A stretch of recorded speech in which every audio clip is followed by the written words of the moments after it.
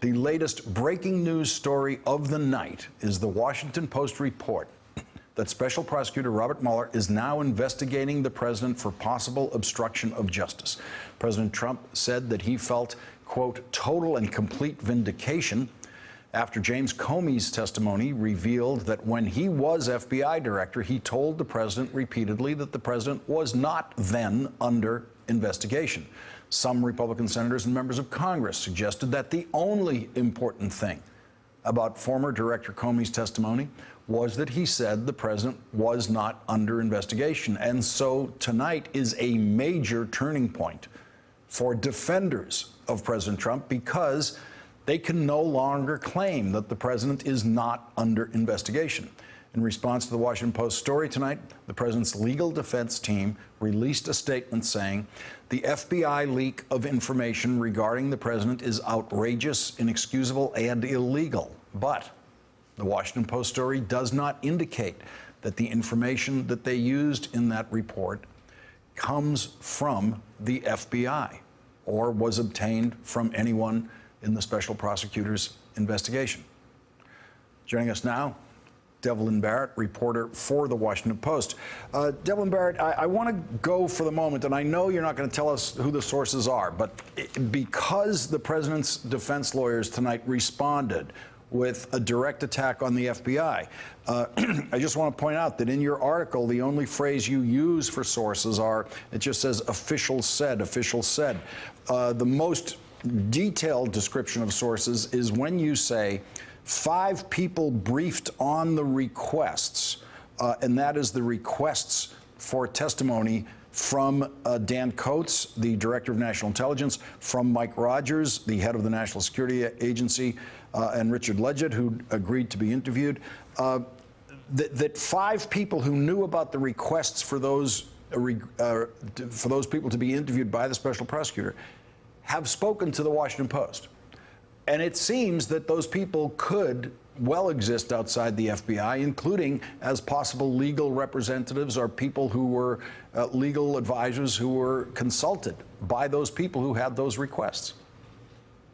Well, right. And frankly, we're not going to go beyond our language in the story that just says officials, precisely because people want to turn this conversation, frankly, into a discussion of leaks and sources and those sorts of things.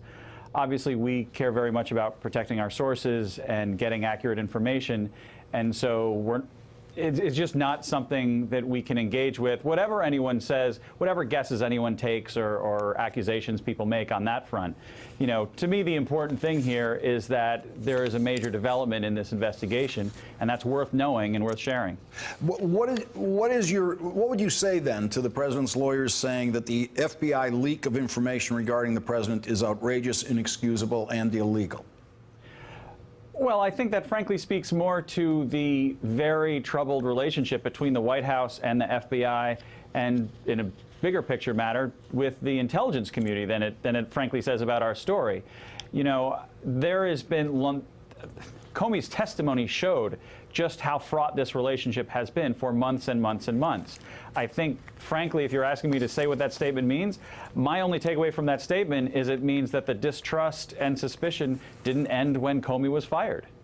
I want to go to a line in your report that isn't quite clear to me, where you say, the interviews suggest that Mueller sees the attempted obstruction of justice question as more than just he said dispute between the president and the fired FBI director. Most people think he said is 2 people alone in a room with no way to corroborate what each of them said. What are you suggesting in that line of your report? Well, the point is that after Comey testified, a lot of people took from it, well, do you either believe Comey or do you believe Trump? But that's not how a prosecutor is going to look at this. They're going to, if assuming, and we already know that Comey's turned over his notes of those conversations. But, you know, a prosecutor's job is then to go out and say, all right, well, what can we corroborate? What can we confirm through other people to make us believe one side or the other? And so that's part of what a good prosecutor does to see, you know, how much corroboration there is in the world beyond just the two people who had this dispute. Also in your report, it says that the investigation of the president as in a possible obstruction of justice case began days after Comey was fired on May 9th. And so does that mean that it began before Robert Mueller became special prosecutor? Yes, I'm told that the gathering of potential evidence for this issue, this attempted obstruction of justice, in fact began before Mueller was announced as the special prosecutor.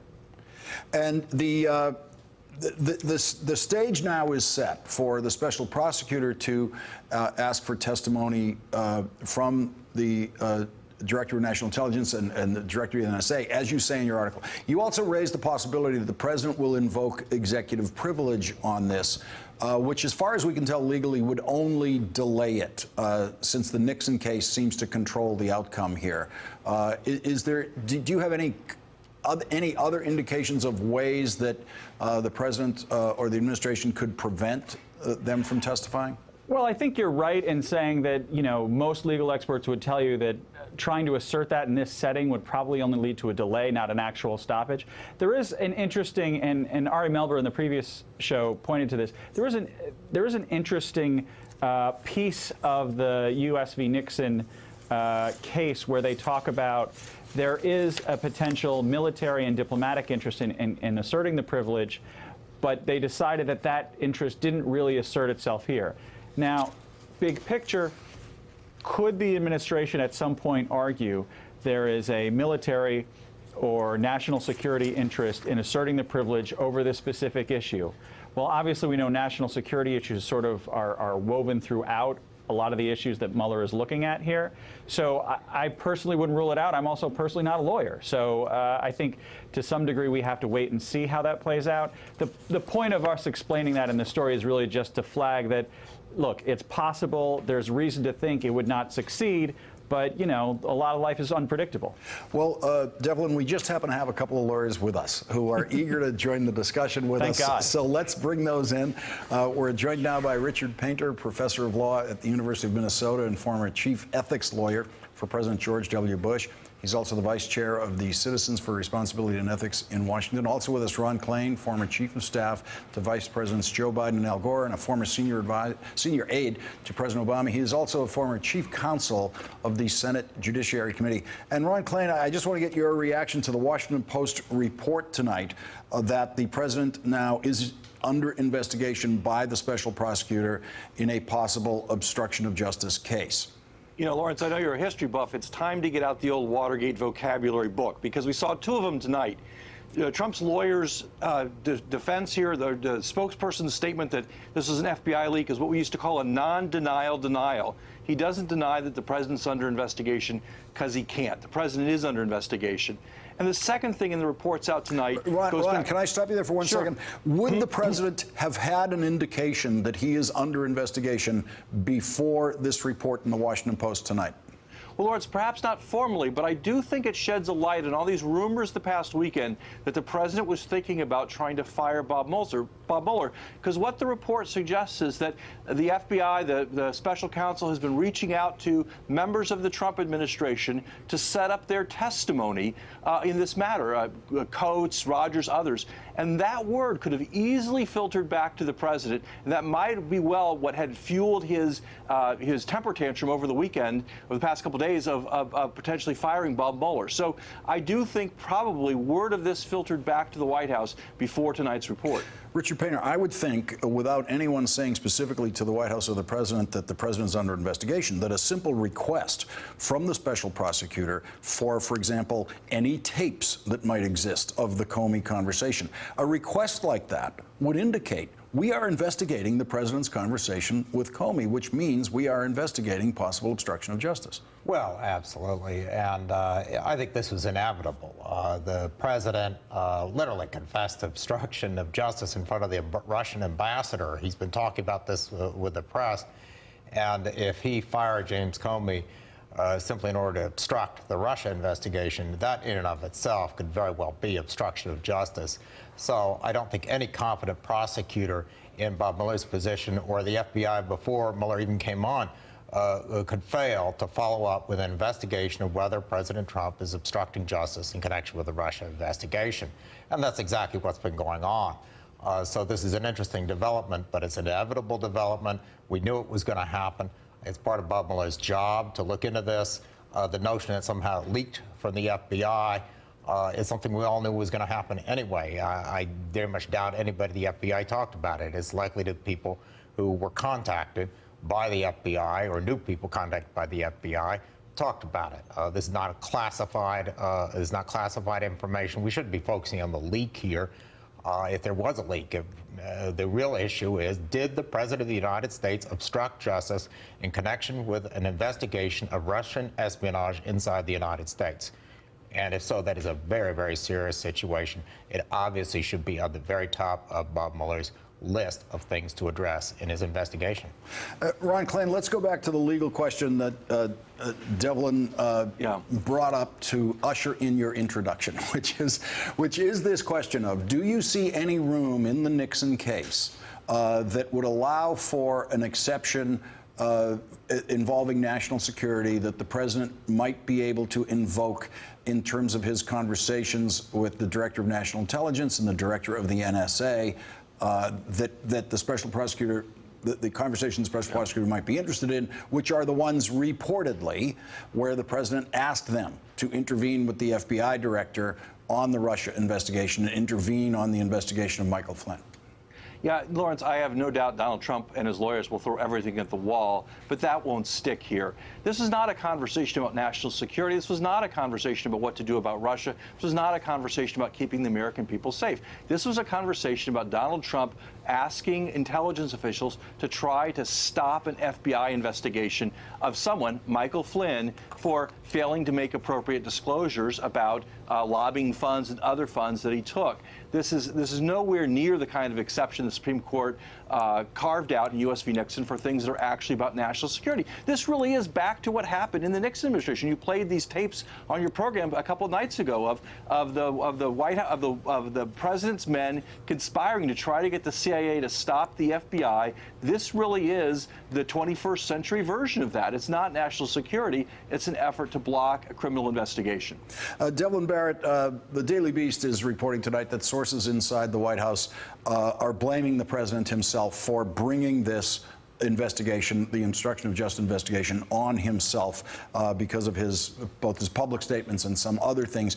Was that your sense in the work you were doing for the breaking news story that you created tonight? Was that this began with the president?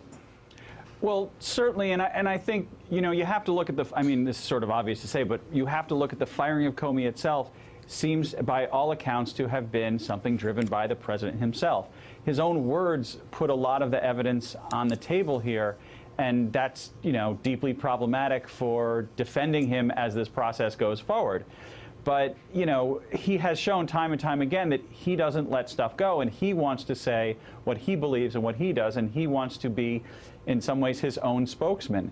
You know, I think you could make an argument that that has not served him well as this Russia case has gone on. Look where we started. We started almost a year ago with an investigation into were Russian operatives in communication with anyone associated with the Trump campaign. And now look where we are. We're in an investigation of, did the president himself commit any kind of crime? That is a pretty serious escalation, I would argue, in what's being looked at. And, you know, that's about fundamentally his own conduct, what he did or didn't do. And Richard Painter, the president's behavior here has changed the shape of the investigation, as Devlin just said, not just from campaign and transition interactions, but now what about obstruction of justice of that investigation of campaign and transition interactions, which all makes you wonder about what is it that the Trump administration, the president in particular, didn't want people to find in the original investigation, because that's what he was getting in the way of. Well, yes, we should remember that General Flynn was going to ask, he wanted immunity, and he was going to roll over on people. He wants to provide testimony. He basically publicly announced his desire for immunity. Yes, Yeah. and he's going to give testimony. He's going to rat other people out. This is an investigation that's critical to our national security, because this is about Russian espionage in the United States and who assisted the Russians in conducting espionage in the United States, who lied about their contacts with the Russians, who took money from the Russians and lied about it, General Flynn, and who he's going to rat out in this. And it is a very serious situation when we have the president trying to obstruct an investigation of who is helping the Russians commit espionage in the United States and disrupt our political system. So I think this is critically important that we go forward with this. And if I could just jump in, I think we have to be a little careful in assuming which way Flynn's going to go. I agree that Flynn is a central figure in all of this, because not just because of what he does, but what the president may or may not have done for him. But I think we have to be a little careful because, to be honest, the cynical old reporter in me thinks when Flynn makes that offer of immunity, what he's really doing is saying, give me my immunity, and then I'll just tell you everything was great, and I'm skate out of here. I think there's a lot more to play out there, and I think we have to, but I do agree that he's a very important player in this whole thing. Ron Klain, a quick word on the Flynn immunity request and how immunities are granted in cases like this. Yeah, a savvy prosecutor like Bob Mueller is not going to give him immunity without Flynn first making a proffer about what he would say if he would get immunity. And so I don't think anyone's going to be flim-flammed here about the immunity grant. It is also important to remember there's a story out tonight also about money laundering in this investigation. That's a second front. Follow the money, an old Watergate phrase. That's coming back too. Yeah, that is part of Devlin's reporting tonight, which we're going to get to. Devlin, your report is so full, we cannot cover it in one segment. We're going to be covering some of the other elements of it later in the program. Devlin Barrett, Ron Klain, Richard Painter, thank you all for joining us tonight. Really appreciate it. Hey there, I'm Chris Hayes from MSNBC. Thanks for watching MSNBC on YouTube. If you want to keep up to date with the videos we're putting out, you can click subscribe just below me, or click over on this list to see lots of other great videos.